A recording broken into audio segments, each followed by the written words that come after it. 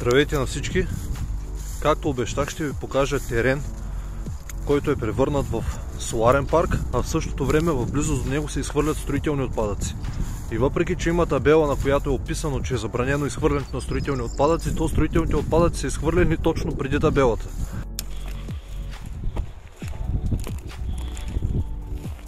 Струпана земна маса, нарязан асфалт, купища нарязан асфалт, а строителният обект, строителната площадка, която се засажда с соларни панели, е частна собственост.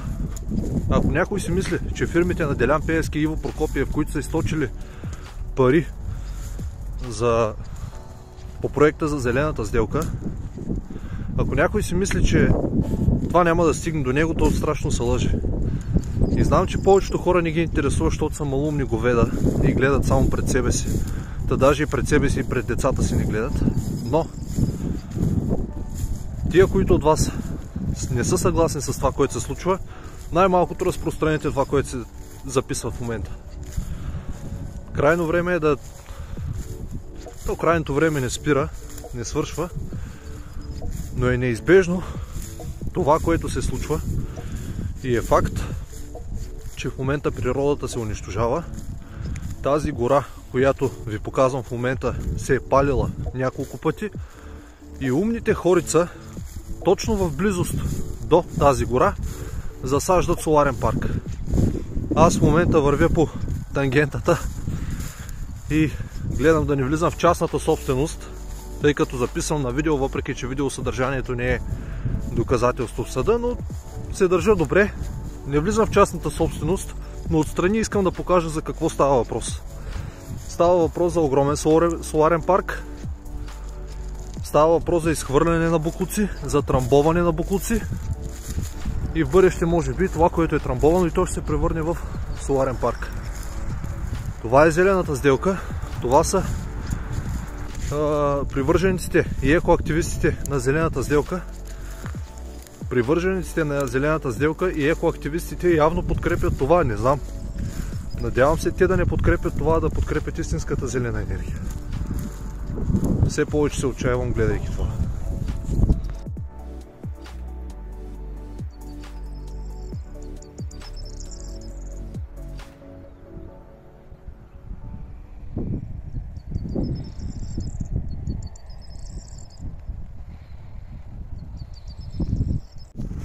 На този фон наистина искам да покажа това, което се случва отново.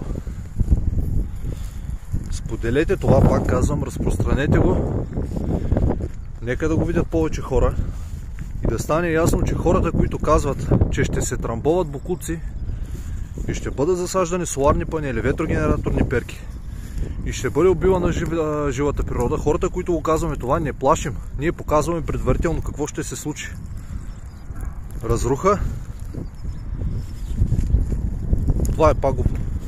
Това е пагубно и отново смятам, че всеки, който не застава зад българската земя, на която живее, е продажник, малумник и дори и да умре, явно никой няма да съжалява в корпорацията България. Това е краткото включване. Ще ви покажа още кадри, които са смущаващи, и ако не ви раздерат поне малко сърцето, значи по-добре не гледайте това. Ви сте безхаберни.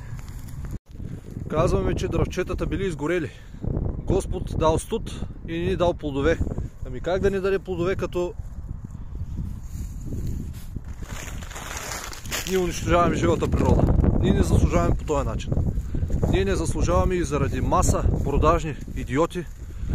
Страдат и нормалните хора, страда и народа, защото народа е малък процент от обществото или обществото. Но това не очаква. Продажните екземпляри са си маркирали частният парцел с колчета. Не съм пресичал колчетата. Там, където не е обозначено, няма как да знам, че е частна собственост. В същото време, докато съм тук, събирам някой друг буклук, но аз сметище не мога да изчистя. Още повече и строителни отпадъци не мога да изчистя. Това е държавна работа. Ето отново дърветата биват задушавани с найлон. Ние се чудим, защо няма плодове, защо природата ни е благосклонна към нас.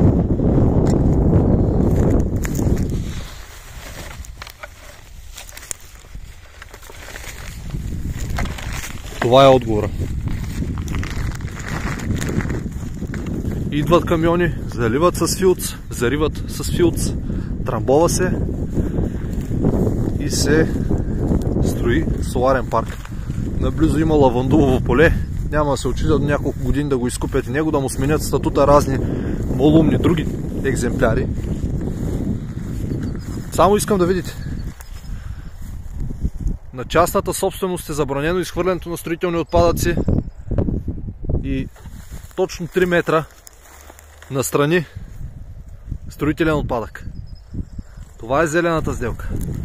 Това са лицата, подчинени на Делян Пеевски и Иво Прокопиев, които изкупуват българска земя, сменят и статута чрез подставени, поставени и още по-подставени лица надолу по веригата. И ето така се унищожава България. Който смята, че това е конспирация, да научи истинското значение на думата конспирация и да не говори глупости. Защото конспирация означава нещо, което е тайно. Тая дума идва от ЦРУ и от ФБР, но в момента, в който започва да се разсекретяват различни доклади, сменят значението на думата, правят масови внушения, че това е нещо потенциално и хората остават с размито мислене.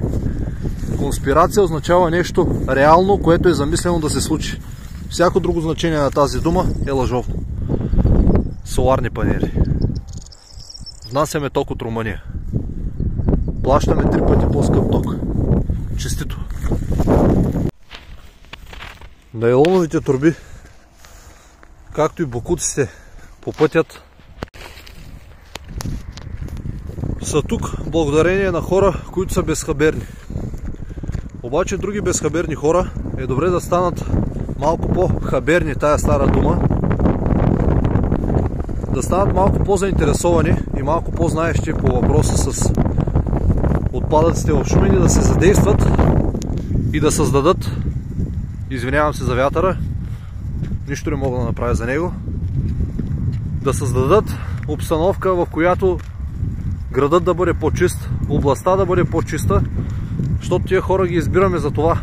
Възраждане подкрепиха Христо Христов за кмет на Шумен. Според Възраждане нищо не може да се направи тук. Ами нека поне да изчистим сметището около соларния парк, ако нищо не може да се направи, бе, Възраждане. Ивайло Обретенов, който е много вещ, само че разсипаха структурата на Възраждане в Шумен. Умишлено или не знам. Но това не е в момента, което беше преди 2 години, а Възраждане като цяло не е това, което беше преди 5 години. Заради политиката, която води. В община, в която управлява Възраждане, има огромни незаконни сметища. В село, близо до Сливен. В Шумен, ако не изчистим поне едно сметище, то каква опозиционна партия Възраждане, не знам. При положение, че тук трябва да се дадат стотици хиляди, за да се започне почистването на това място. По Коледа украсяваме елхи, на Великден боядисваме яйца, а безродните продажници не могат да изчистят едни бокуци, други безродни продажници си изхвърлят бокуците в природата, а трети безродни продажници съдят соларни паркове. Това е на няколко стотин метра, на 100-200 метра от соларния парк. Евроатлантизъм.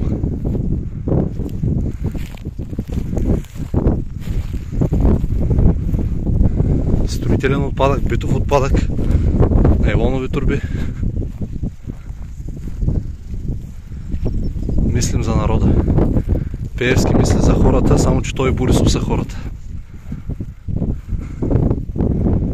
И разни местни оттрепки, некадърни. Тази гора няма да се очуди, ако се пали умишлено. Интересно ми е тази година колко често ще се пали. В същото време ето това жито, ето тук, ще израсне в тези боклуци и въпреки това, тъй като е засято на чернозем, ще бъде изнесено в чужбина като високо качество жито.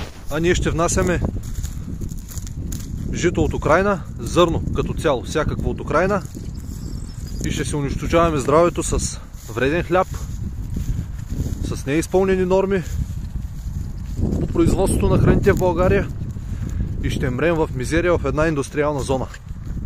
Това е целта и навсякъде, където видите, това и към зрителите на Красив Шумен, навсякъде, където видите превръщане на жилищни зони в индустриална зона, сигнализирайте, ще ги отразим и ще се борим против тях. До скоро!